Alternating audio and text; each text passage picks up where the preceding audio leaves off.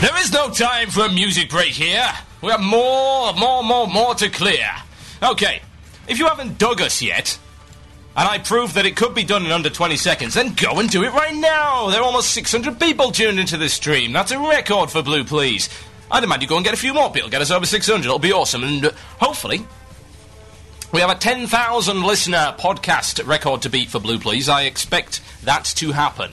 Tell your friends, tell the world, promote it wherever you wish if you like the show. And I must thank everyone for listening today. It is very much appreciated.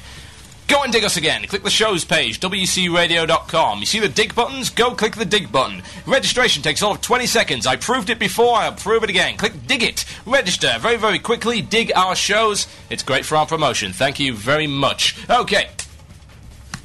Right. I have a little bit more to go. I have another 15 minutes before Octail and Hordak versus the World, a mighty show coming up right after this one. So you better stay tuned for that. I do demand it. Right, let's see what we got. One other topic that I would like to broach today, however, I have a few more emails to read. Many emails. Lots and lots of interesting opinions, both for and against my opinion on stealth resets. That's great. I like people with opinions, even if they don't agree with mine. It's awesome. Now, if Burning Crusade was an attempt, this is from Execute, if the Burning Crusade was an attempt at stealth reset, it fails terribly. You can make the gear of such guilds like Death and Taxes, etc. worthless. You cannot take away their skills and teamwork, of course, and drive to be the best guild in the world. If anything, this was a little delay, nothing more. It was simply farming for the next bosses. Like when a guild first reaches Rag and farms fire gear for the guild, takes a bit of time. This leveling is no different from such a thing. As for Molten Core, Black Wing, etc., I'd personally still like to go back and raid this for fun. These are my thoughts. I'd love to go back and raid them for fun. It would be awesome. I'd like to go back in the knack since I only got 6 bosses in. I would like to do the rest of it. Sadly, never got the chance. I never got a chance to do Viscidius either. That really annoys me. I want to do Visc. Anyway, on we go. Stealth reset. Pooza, former Azul Narub. They have bumped all of us down to the same level. Personally, I was equipped in full Tier 2, Judgment, with Ormastone Hammer and Malastar's Defender. 4 hours after entering Hellfire Peninsula, my Tier 2 chest piece was replaced with a blue. So I've all been able to get something from the expansion. There has to be something for the casual players, quote-unquote. But dang it, Blizzard, 4 hours. As a former endgame raider, I feel stabbed in the back by Blizzard, replacing my gear so easily. One can argue that casuals pay the same amount of money as the hardcore players, but the hardcore raiders have explored and exploited, found more bugs than all the slackers combined, to replace the gear so soon it's a slap in the face. I would gladly have kept my awesome Judgment gear, and I have. It's taking up bag slots, but I just can't bring myself to sell it. I'm glad I'm not an RPer. My character looks silly again now. Yeah, it really, really does. I mean, myself, I am the walking troll embodiment of a packet of Skittles. Seriously. You can come and lick me and you will taste the rainbow. That's how ridiculous I am. I am wearing bright green and purple pantaloons. They are actually called pantaloons as well. I am wearing my Netherwind hat. So that's blue and purple, yeah? I have pink hair. A mohawk, in fact. I am wearing a chest piece which is sort of greenish gold. It's a vest as well. It's not even a good dress. It's a bloody vest. What else have we got? Oh yeah, my amazing gloves, which I think are orange. And, my old Mana Igniting Cord, which I still refuse to replace no matter what, because it took me that long to get it. And a year and a half of raiding to get that Mana Igniting Cord, because it would never drop for me, no matter what. Ugh. Anger, hate, and despair. What else have we got? Let's see. Emails, many emails. Yes, there will be shout-outs in the last 5 minutes of the show. Do not send shout-outs before that, or I will throw you to the dogs. Dear Mark, I was wondering how to get a turtle mount. I have the card, and I was wondering how to do it. If you've got the scratch-off panel, then you just go to ude.com/loot and hand it in. What else have we got? Emails. Burning Crusade itemization. With regards to Burning Crusade itemization, as a 70 warrior, I've had a different experience. I'm still wearing quite a lot of my rank 12 or rank 13 epic PvP gear, purely because there's been very little plate gear for warriors actually available from quest rewards. Mostly paladin loot. Yeah, I found that as well. A lot of healing loot. A lot of shaman loot there as well, I've noticed. Very little offensive cloth gear that isn't a ring or a neck piece. The few rewards that have been available in general only offer marginally more armour, but with trade-offs with regards to stats such as hit and crit. So far, the best replacement gear seems to be armour available by blacksmiths. The only exception to this seems to be weapons and rings, which seem to have a lot of variety. That's from Armagus. He's a level 70 warrior, Angels of Azeroth on Shadow Moon EU. Very nice, very nice. Yeah, it's interesting to see different perspectives from different classes on this. Some of them just haven't had the chance to replace all their gear. which is fair enough to some degree, but it seems very uneven. What else have we got? I'll read out one more email, and then I'm going to try and broach the last topic quickly before shout-outs and end of the show.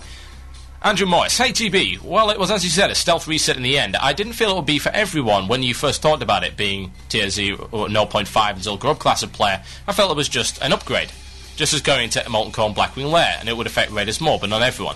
But since I've been going through many Outlands quests as I could do, and at only level 62 I've replaced all but 2 of my old items, one being the Zul'Gurub Priest Braces, because overall I only find minor upgrades that have no spirit on them, and a trinket I haven't replaced. So it's a complete reset for the gear. I couldn't think of many other ways Blizzard could have done this though, as fighting mobs is basically what gear is for, and to me, it could have only gone 2 ways with the old geared system. Either everyone would go into Outland and raiders would have an easier time with all the mobs thanks to their tier 2.5 and 3 gear, but they would be too powerful for the Captain UBRS type of player to have a chance with, or the mobs would be based on tier 0.5 gear player. They'd have it fine, but then the tier 2.5 and 3 people would storm through it and increase the gap even further than it previously was. Although it was a reset, I honestly can't think of any other way they could have done it. Blizzard kind of dug itself a hole with the way that WoW had been going on. Like, WoW's goal is now to raid at 60. It's their original view as a journey to 60 being the core game. That's from Stormtail and Dragonblight EU. I think he sums it up very well there, in a perspective I hadn't considered. What could they have done, if anything? This is the problem when you expect 60 endgame to be the be-all and end-all, raid or die, for over a year, and then you change everything around. What's going to happen? Not especially good. Then again, yeah, maybe that was the only way they could have done it. That's a very interesting perspective. Thank you for all the emails. I'm sorry I don't have enough time to read them all out. I have a shed of them, an absolute shed of them. Mainly because we've got tons of people listening today, and that is very, very encouraging, and I'm glad you are. Hopefully you're enjoying the show. There's one last thing I quickly need to cover before shout-outs and the end of show, which is specifically quests. This is one of the things I think was done really well. A lot of quest lines, a lot of good quest lines, and more so than the original game, it does seem to me that they have led you from one zone to another in a very logical fashion. They've learned, I mean, one of the best examples of leading you from zone to zone in a logical fashion. Leveling up, starting from the Valley of Trials, going to Orgrimmar. The quest lines and sort of diverging quest hubs which bring you all the way up to basically taking on Ragefire Chasm. Yeah? Going all the way there. And it's very, very pointed. You can tell where you need to go. I mean, some of it is kind of cheating. It's like, report to this guy, and it's like, oh, look, a new quest hub, let's get this stuff done. But in Burning Crusade, there are quests which span multiple zones and progress in a logical way, and I like that. The rewards generally do match up. Again, the rewards are not perfect. The distribution is not so good for classes, but they're still good. Now, you may also have noticed that questing XP has gone through the roof. This is deliberate, I would imagine, because grinding XP, well, we don't like grinding. Yes, I know, grinding quests are grinding quests. They are just that. However, you've got to bear in mind that questing has always been the basis of WoW. In fact, it is one of the ways that I believe WoW succeeded over other MMOs. It hid the grind under stories and quests which gave you little rewards for finishing them. Stuff that was fun and enjoyable. Stuff that felt like you were making a real difference to the universe, even though you weren't. It was an illusion more than anything, but it was a damn good illusion, and it's done it very, very well in that respect. I think the quest lines have been done exceptionally well in this particular expansion. I've never felt lost, and I've never felt without a quest. If anything, there's too many. I mean, I've run quite a lot of instances since I started, as many instances as possible anyway. And I'm not going to finish all the quests before 70, no way. But that comes on to the problem I've got with questing. The problem is, since you're questing and getting such good rewards through quests, the amount of instance groups there are very much declined. Very difficult to get a lot of instances, I've found. Very, very frustrating as well, because I'm an instance player. I'm very much a PvEer. I PvP. I've done the PvP. It's fine. I will PvP as well as the rest of them. I'll happily attack or be attacked and deal with that, no problem. However, mainly, my main interest in the game is PvE, because I think that's the bit they did best. And in my opinion, the fact that they are now overwhelmed with quests, and quests are the best way to get XP, is it made people shy away from the instances, and I think that's unfortunate. Back at 70, when of course XP is no longer an issue, instances go back on, but it would have been nicer to see a few more quests actually leading you into instances to encourage people to go back in there. As it stands, there's only a handful, and that's not particularly encouraging. I'd have liked to have been able to level quite easily in instances, because that's what I like. I like my instances, they're good. I feel that quests have kind of overridden that a bit, but maybe that's just a necessary evil. Because the way that questing's turned out, I think, is very positive. Very good indeed. I look forward to seeing what other quests they can bring out. There's some great good stuff. And may I just say 3 words to epitomise just how good the new questing system is. Ring of Blood. One final thing to say before I ask you for shout-outs. Okay, I'll ask you for shout-outs. Go for shout-outs now. Email themurloc@gmail.com. Themurloc@gmail.com with your shout-outs. You have 5 minutes before I hand straight over to Octail and Hordak. Be quick or be dead, folks. Okay? One last thing I need to say. A little plug. I am forming a small-scale guild on Mazugo.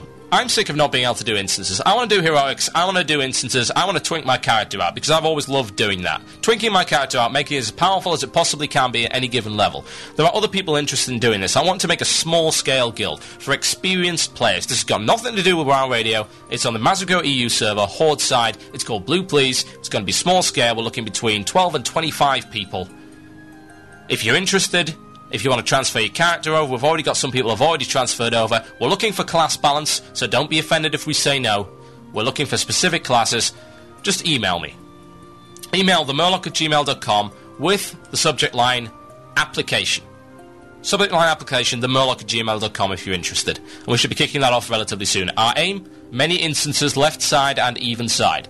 Taking level 60 upwards. Shout out time, folks. Let's get this done.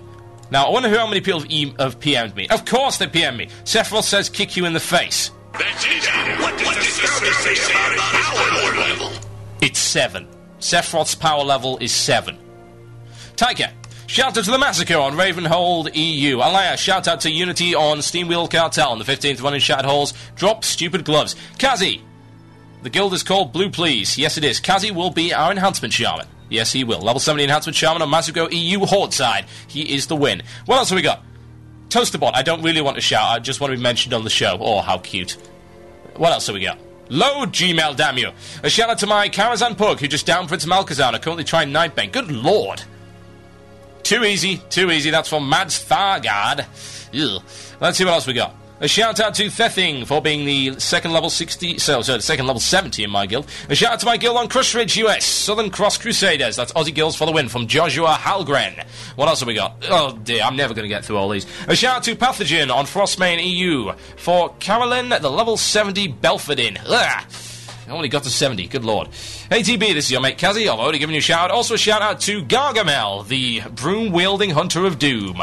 Also in Mazugo from Eternal Blood. Shout out to all the lads on EU, Culturass, especially Raka, who smells. Indeed, blithering idiot. That's from James Warner. Ah, my god. Dear TB, can I have a shout out to myself? Good son. That's a level 60 Torment Druid and my friend Citadel, level 61 Orc Warlock, for dropping out quests and everything else to tune into your show. Keep it going, man. You could have just listened to the show while questing. I mean, that's logical, isn't it? Boer gives a shout out to Trust on the Defecus US server. Trust rules you and you don't know me. That's from Brad Lee. A shout out to Sultans of Swing on Trollbane for reforming. E-Heart and going nicely through Karazhan Curator today. Shout out to me, especially for getting shot of Virtuous. And my peen is big, therefore. Love Beastie or Todd. Good lord in heaven. Hey, TB, can you give a shout-out to Naz and Namco and the Fusion Guild on Mazugo EU? Glad to have DeBiscuit back on WoW Radio. That's Nasonic Wind. Hey, I want to shout-out to all Karazhan EU players in the Virus Guild. Mystical and great success as well. Don't call me mate. Love, much love. That's from Victor Noble. Oh my god, scary stuff. Shout-out to Crimson Circle. I do not need to breathe. Breathing is for the weak. On Silver Moon EU and to the greatest launch show ever. I tip my hat to you, sir. That's from Risebane. Who else have we got? Shout-out to all the people on Dark Sorrow. I don't know what that is. Dark Sorrow EU, especially to Azaru and the Guild Adrenaline. And thank you for the gank party today. That's from Rasputin. Steamwheel Cartel shout-outs going out to the Artisans and Mr. Temper Greythor. That's from Drac Fryer. What else have we got? Shout out to the Soviet Murloc, the German Rainbow Trawler, to everyone at IRC. The Almighty TB, welcome back. That's from Walterian. Shout out to the Mugthal server and to everyone else down your own server. That's from Skyblazer. Please give a shout out to all Common Sense Guild on Karazhan EU and tell... how the hell do you pronounce that? Zalzadar to do the bloody sight. That's from Joe Remark. One more shout out, and then I'm going to have to hand over to Octail and Hordak. You're a mustache I can lick for hours. That's Afterburn from Megclash EU. Thank you very much. That was disturbing. Tune into the rest of our shows, folks. They are made entirely of win. you've been listening to Blue Please. I've been Total Biscuit. You guys have been awesome. I will see you next week. Same time, same channel. Love it. Dig it. This is WoW Radio. I've been Total Biscuit. This has been the relaunch of the Blue Please Show. I will be back same time next week. Octal and Hordak coming up right after this, folks. Right after this. I'm going to play just a little bit of Manowar to play us out while I hand over. Listen to Octal and Hordak, or I'll kick you in the face. That was completely inappropriate. Good night.